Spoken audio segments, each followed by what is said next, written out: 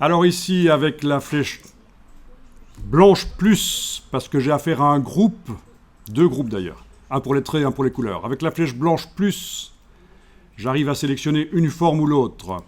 D'accord ? Je sélectionne par exemple la forme du dégradé qui est rouge là autour de la crinière, le voilà. Et maintenant, avec l'outil dégradé ici, je vais pouvoir tracer dans un sens ou l'autre.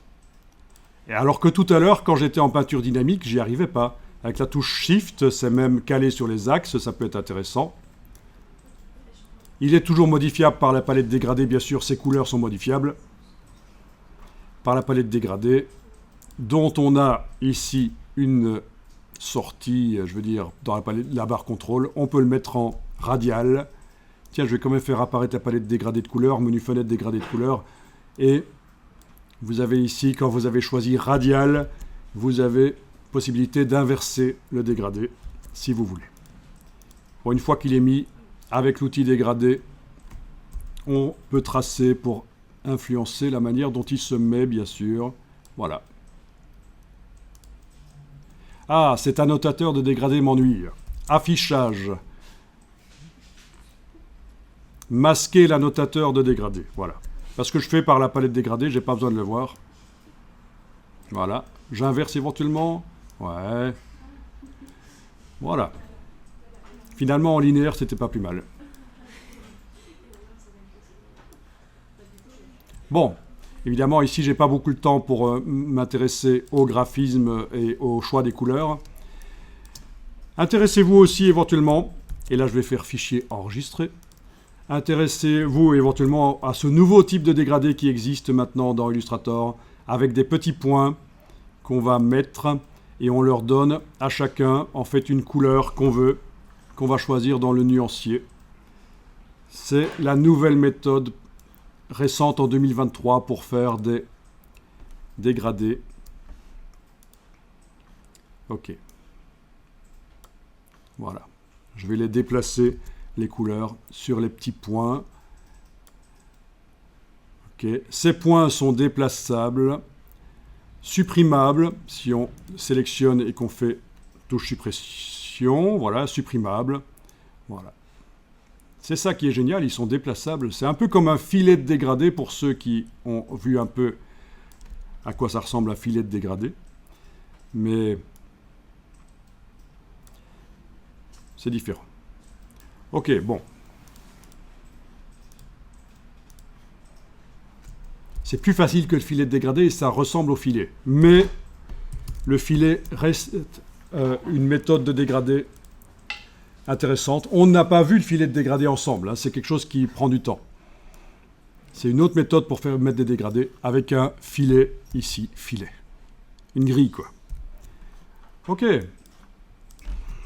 Je m'intéresse maintenant à la forme motif. Donc, vu que j'ai un groupe, je dois bien sûr utiliser la flèche blanche plus. Je clique à côté pour désélectionner. Je sélectionne cette partie-là. Voilà. Il y a un motif dedans. Comment je fais pour modifier la dimension du motif ? On voit bien que c'est le motif là qui est sur le fond. Eh bien, je double-clique là-dessus. Outil de mise à échelle. Je double-clique. On a la boîte de mise à échelle. Je décoche transformation d'objet et transformation de motif doit être cochée. La case aperçue est cochée. S'il n'y a pas d'objet sélectionné, ce ne sera pas cochable. Je vais ici changer. Je vais par exemple mettre 50. Attention, si vous mettez 1 à 1%, votre motif va se répéter 10 000 fois plus qu'à 100%, puisque c'est 100 en largeur, 100 en hauteur, ça fait 10 000. Si votre ordinateur est lent et un peu faible, ça risque de foirer. Je mets 50, touche tabulation, voilà, il est plus petit. 25, touche tabulation, il est encore plus petit. Ah tiens, je veux le plus grand, 200, touche tabulation, il est plus grand. Ok. Si je reviens dans cet outil mise à échelle en double-cliquant, ça revient à 200%. Et si je veux diminuer, je dois remodifier. Par exemple, ici, 50%, touche tabulation. Voilà. Pour modifier la rotation, ce sera ici, double-clic sur l'outil rotation.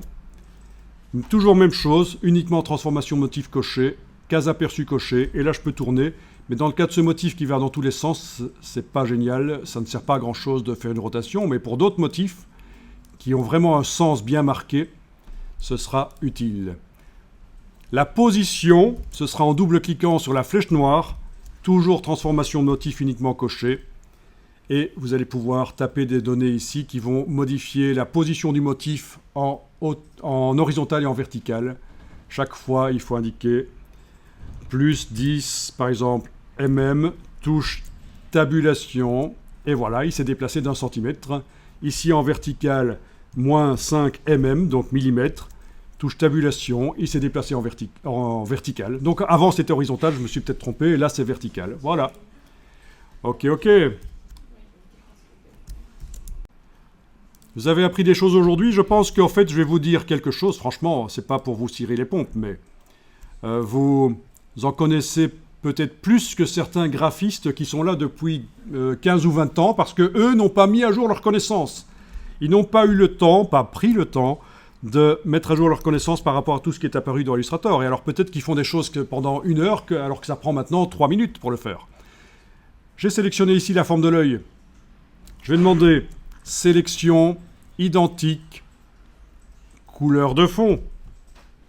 L'autre œil se sélectionne aussi tout seul, mais là c'était facile, j'aurais pu le faire avec Shift-clic. Et puis, je vais mettre à jour la dimension du motif. Donc double-clic sur l'outil de mise à échelle, et voilà, et on peut mettre à jour. Voilà, amusant.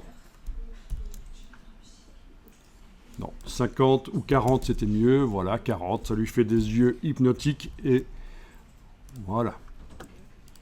Il faut qu'il y ait une raison de le faire, évidemment, hein. C'est pas juste décoratif, ça fait peut-être partie d'une histoire, voilà. Si c'est une illustration d'une histoire, d'un livre, bien.